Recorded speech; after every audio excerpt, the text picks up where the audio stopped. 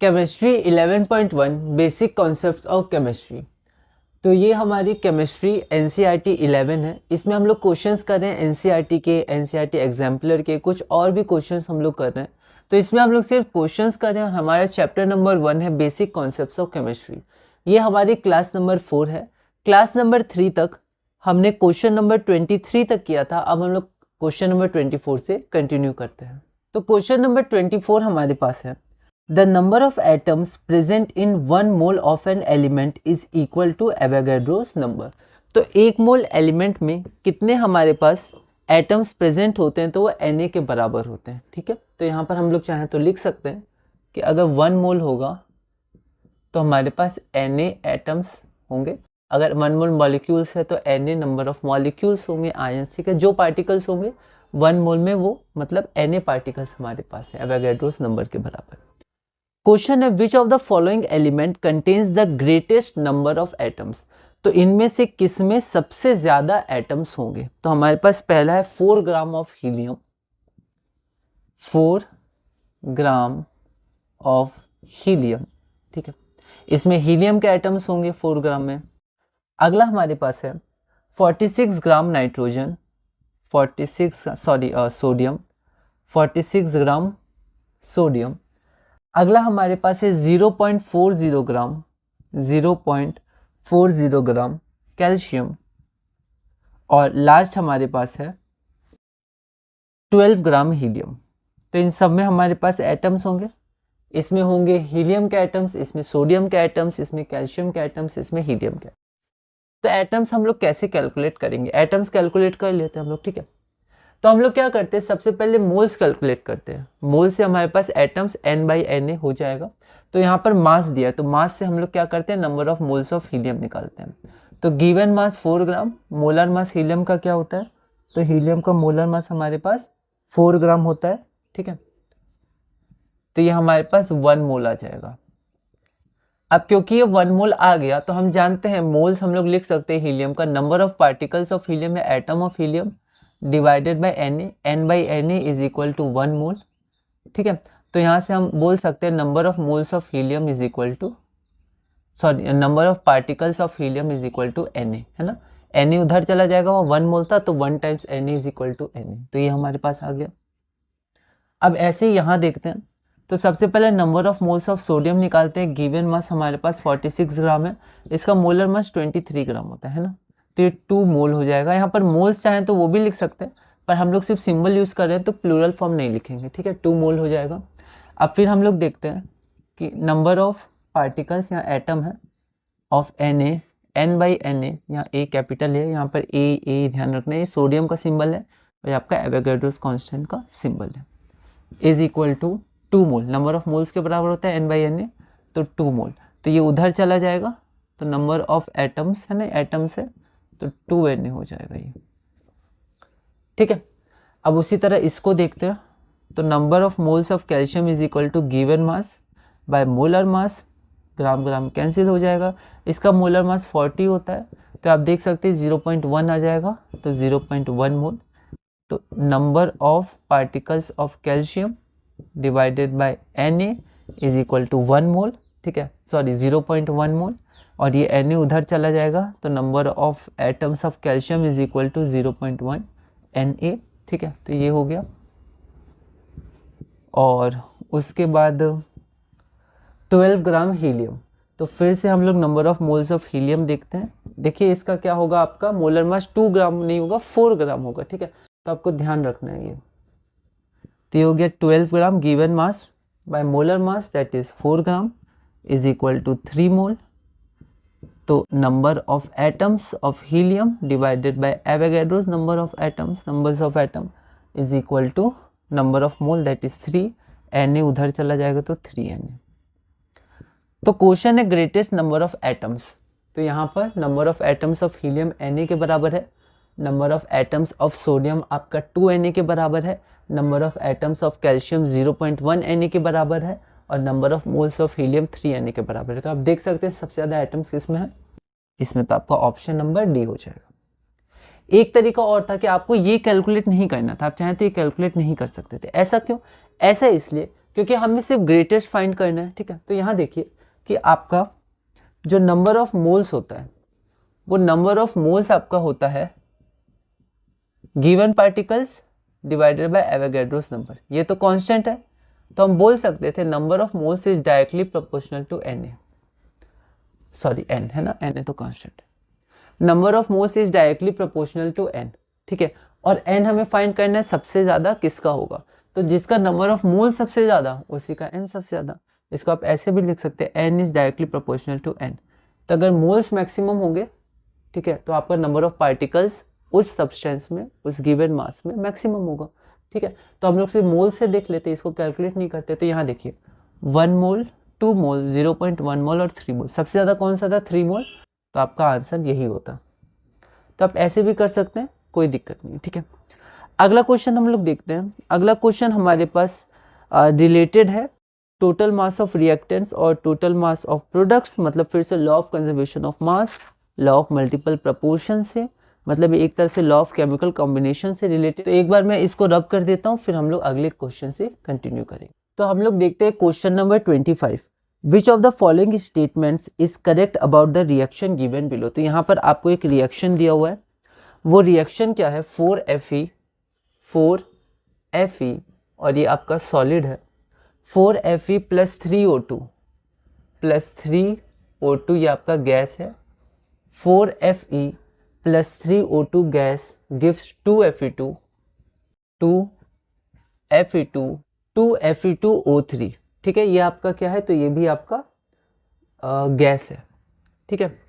अभी आपके पास रिएक्शन दिया हुआ है और आपको क्वेश्चन पूछा गया है which of the following statements is correct about the reaction given below. ये आपका रिएक्शन है। पहला ऑप्शन है total mass of iron and oxygen in the reactants is equal to total mass of iron and oxygen in product, therefore it follows law of conservation of mass। तो law of conservation of mass इसमें follow हो रहा है। अगला है total mass of reactants is equal to total mass of product, therefore law of multiple proportion is followed। तो ये तो गलत है, multiple proportion हमारा दूसरा लॉ होता है, ठीक है। तीसरा है amount of Fe2O3 can be increased by taking any one of the reactant, iron या ऑक्सीजन इन एक्सेस। तो अगर आप इनमें से किसी को भी एक्सेस में ले लीजिएगा तो इसका जो हमारा मास, मतलब ये जो फॉर्मेशन होगा उसका मास बढ़ सकता है, बढ़ेगा, ठीक है। इसका मास बढ़ जाएगा अगर किसी को आप एक्सेस में ले लीजिएगा। तो ये गलत है। ऐसा इसलिए क्यों, क्योंकि यहाँ पर देखिए कि इसका फॉर्मेशन डिपेंड करेगा लिमिटिंग रिएजेंट पर, ठीक है। क्योंकि जनरली जो एग्जैक्ट केमिकल या बैलेंस्ड इक्वेशन हमें बताता है मास, वो मास नहीं दिया जाता है। प्रैक्टिकल केसेस में हम लोग जनरली क्या करते हैं, अलग अलग मास लेते हैं। तो पहले हम लोग डिटरमाइन करते हैं लिमिटिंग रिएजेंट क्या है और उसके अनुसार फिर यहाँ पर फॉर्मेशन होता है। तो अगर किसी को एक्सेस में ले लेंगे पर अगर दूसरा वाला लिमिटिंग रिएजेंट है तो उसी के अनुसार आपका प्रोडक्ट फॉर्म होगा। चाहे आप एक्सेस में ले लीजिए, कोई वहाँ पर दिक्कत नहीं है, मतलब वो आपका फॉर्मेशन में भाग नहीं लेगा। लिमिटिंग रिएजेंट के अनुसार ही फॉर्मेशन होता है। उसी तरह डी हमारे पास है amount of Fe2O3 produce will decrease if the amount of any of the reactants is taken in excess. तो डिक्रीज भी नहीं करेगा, ठीक है, क्योंकि आपका लिमिटिंग रिएजेंट पे डिपेंड करता है। अगर आपको इंक्रीज करना है तो आपको दोनों को इंक्रीज करना होगा, ठीक है। अगर आप एक ही को इंक्रीज करते जा रहे हैं, दूसरा लिमिटिंग हो जाएगा तो उसके अनुसार फॉर्म होगा। तो अगर आप एक को इंक्रीज करते जाइए पर दूसरे के अनुसार ही प्रोडक्ट फॉर्मेशन होगा, ठीक है। तो इंक्रीज और डिक्रीज आपका लिमिटिंग रिएजेंट पे डिपेंड करता है। किसी एक को एक्सेस पे ले लेने से ऐसा नहीं होगा, ठीक है। तो यहाँ पर आपका आंसर हो जाएगा पहला आंसर, क्योंकि हमारा बैलेंस्ड केमिकल इक्वेशन आप देख सकते हैं 4Fe, यहाँ पर 2 2s are 4 और यहाँ पर आपका 3 2s are 6, तो 3 2s are आपका 6 हो गया, है ना। तो यहाँ पर आपके नंबर ऑफ एटम्स क्या है, आपके सेम है। तो आपका क्या होगा, यहाँ पर law of conservation of mass follow होगा।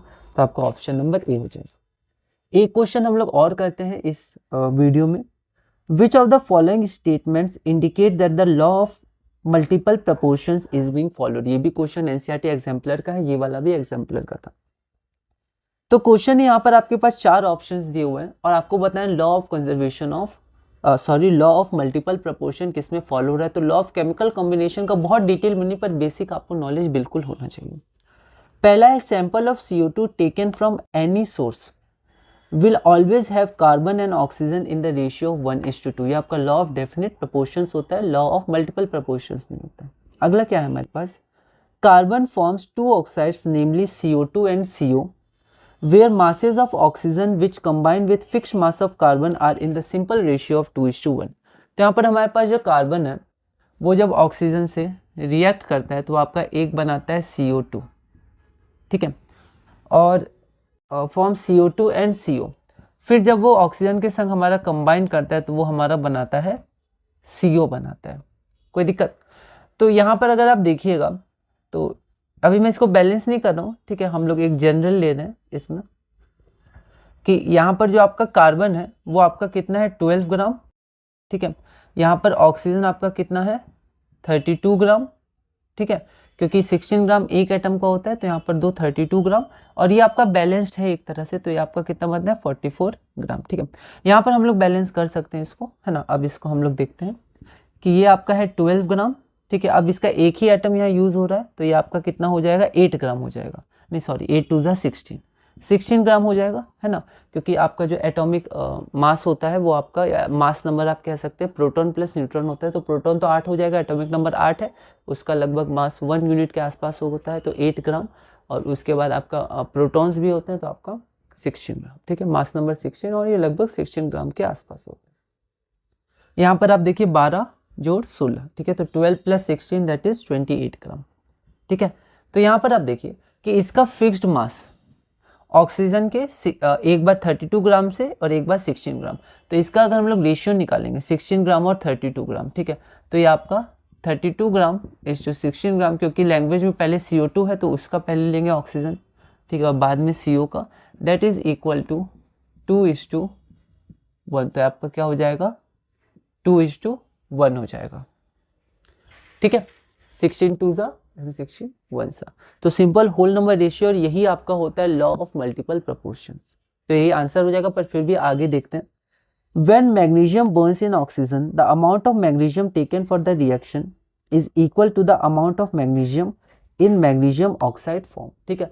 तो मैग्नीशियम ऑक्साइड आपका जो फॉर्म होगा वही मैग्नीशियम आपका लिया जाएगा, ठीक है। तो यहाँ पर आपका मास सेम होगा, वो डिस्ट्रॉय या फिर हमें पता है वो डिस्ट्रॉय या फिर हम लोग कह सकते हैं मास can neither be created not destroy, ठीक है, वैसा लॉ ऑफ कंजर्वेशन ऑफ मास का, लेकिन ये मल्टीपल प्रपोर्शन को फॉलो नहीं कर रहा है, ठीक है। तो ये थोड़ा उससे रिलेटेड है ऑप्शन से, है ना, आप इसको देख लीजिएगा, ये आपका ऑप्शन नहीं होगा।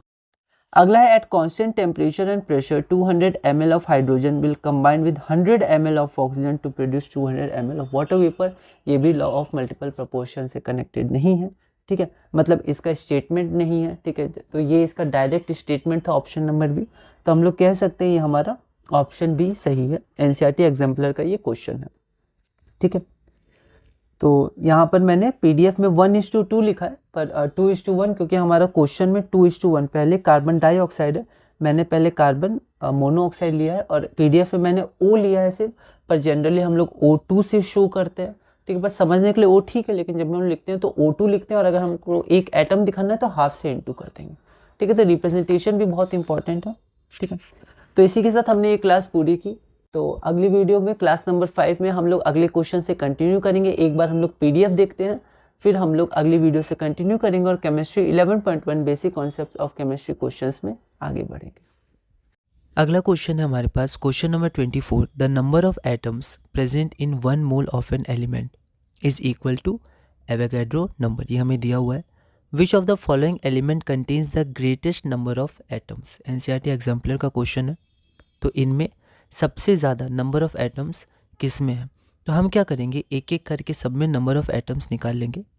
तो यहाँ पर नंबर ऑफ एटम्स के लिए पहले नंबर ऑफ मोल्स निकाल लेते हैं। तो गिवन मास बाय मोलर मास 4 ग्राम होता है, 2 नहीं होता है, तो हमें ध्यान रखना है, तो 1 मोल आ जाएगा। अब नंबर ऑफ मोल्स होता क्या है, तो होता है given number of particles by Avogadro number equal to number of moles. तो नंबर ऑफ मोल्स 1 है, ये कांस्टेंट है तो ये इधर जाएगा। तो नंबर ऑफ पार्टिकल्स एटम्स हो सकते हैं, मॉलिक्यूल्स, आयंस, या एटम से वो Na के बराबर हो जाएगा, ठीक है। तो जिसका Na जितना ज़्यादा, ठीक है, सॉरी जिसका n है ना, Na तो कांस्टेंट होता है, जिसका n जितना ज़्यादा उतना ज़्यादा नंबर ऑफ पार्टिकल्स, ठीक है। तो 2 तरीके हैं, या तो आप Na निकाल लीजिए, या फिर हमें क्या करना है, ग्रेटेस्ट निकालना है। तो यहाँ पर एक प्रोपोर्शनैलिटी हो जाएगा किसके किसके बीच, तो नंबर ऑफ मोल्स और n के बीच। तो इक्वल टू Na होता है, ये हमारा कांस्टेंट है तो इसको अभी हटा देते हैं। तो number of moles is directly proportional to number of particles. तो हम लोग क्या करते हैं, नंबर ऑफ पार्टिकल्स भी सिर्फ नंबर ऑफ मोल्स भी सिर्फ निकाल सकते थे। जिसका ज़्यादा नंबर ऑफ मोल्स उसका ज़्यादा नंबर ऑफ पार्टिकल्स, क्योंकि दोनों के बीच डायरेक्ट वेरिएशन है, ठीक है। पर यहाँ मैंने दोनों निकाल दिया, number of moles of helium 1 मोल और उसका नंबर ऑफ एटम्स Na।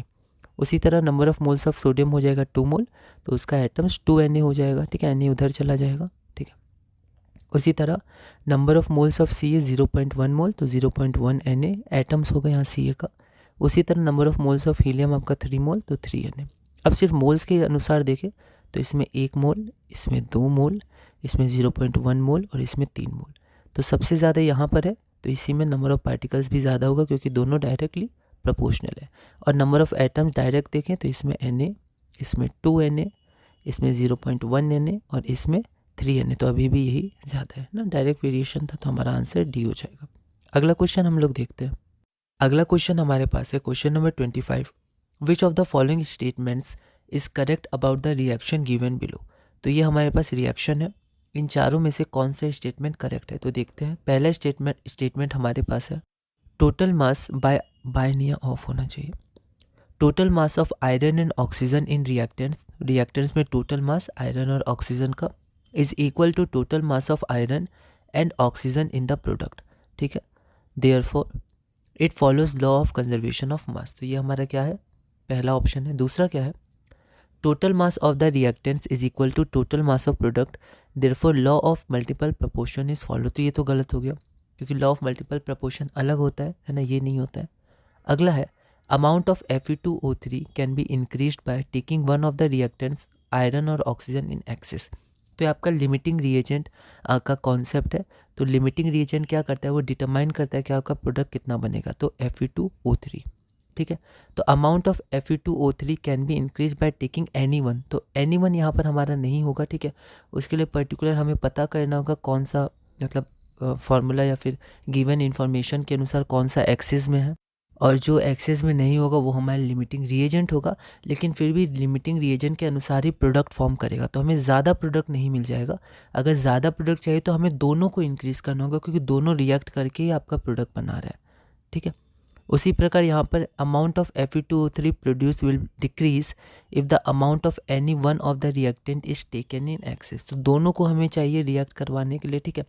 और यहाँ पर लिमिटिंग रिएजेंट आपके वैल्यूज़ इन्फॉर्मेशन पे डिपेंड करेगा। तो आप देख सकते हैं ये भी सही नहीं है, ठीक है। सी और डी थोड़े सिमिलर जैसे हैं। तो यहाँ पर हमारा आंसर ए हो जाएगा, ठीक है। ऐसा क्यों, ऐसा इसलिए क्योंकि पहली बात तो ये हमारे पास क्या है, बैलेंस्ड केमिकल इक्वेशन है। तो यहाँ हम लोग देख लेते हैं, यहाँ 4 2 2s आर 4 और यहाँ पर 3 2s आर 6 और यहाँ पर 2 3s आर 6, ठीक है। बैलेंस केमिकल इक्वेशन में law of conservation of mass follow होता है। तो ये हमारे पास बैलेंस्ड केमिकल इक्वेशन है, therefore law of conservation of mass is followed, therefore the answer is a. अगला हम लोग देखते हैं question number 26। Which of the following statements indicates that the law of multiple proportions is being followed. ये NCERT exemplar का क्वेश्चन है, ठीक है। तो लॉ ऑफ मल्टीपल प्रपोर्शन, तो हम लोग देखते हैं पहला, sample of CO2 taken from any source will always have carbon and oxygen in the ratio 1:2। ये सही है, लेकिन लॉ ऑफ डेफिनेट प्रपोर्शन होते हैं, मल्टीपल प्रपोर्शन नहीं होता है, तो ये नहीं होगा। अगला, carbon forms 2 oxides namely CO2 carbon dioxide and CO carbon monoxide where masses of oxygen which combined with fixed mass of carbon are in the simple ratio 2:1। ये बिल्कुल सही है, यही हमारा लॉ ऑफ मल्टीपल प्रपोर्शन होता है। फिर भी और देख लेते हैं। When magnesium burns in oxygen, the amount of magnesium taken for the reaction is equal to the amount of magnesium in magnesium oxide form। तो ये हमारा नहीं होता है डेफिनेट प्रोपोर्शन का।